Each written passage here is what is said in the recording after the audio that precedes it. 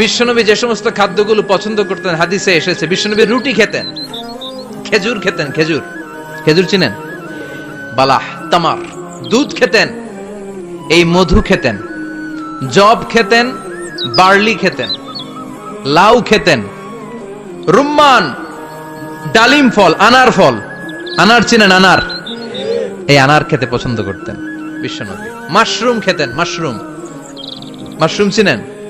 ব্যাঙের ছাতার মতো। রেস্টুরেন্টে ইদানিং মাশরুমের স্যুপ পাওয়া যায়, এটা খাবেন। যাদের চোখের জ্যোতিতে সমস্যা, দৃষ্টিতে সমস্যা, খাবেন। হাদিসে এসেছে আল কামআতু মিনাল মান ওয়া মাউহা শিফাউন লিল আইন। মাশরুম হলো মান্না সালোয়ার মতো খাবার। মাশরুমের স্যুপ যারা খাবে, চোখের জ্যোতি যাদের কম, তাদের চোখের জ্যোতি বাড়িয়ে দিবে কে? বিশ্বনবী যে সমস্ত খাদ্যগুলো পছন্দ করতেন হাদিসে এসেছে। বিশ্বনবী রুটি খেতেন, খেজুর খেতেন, খেজুর, খেজুর চিনেন?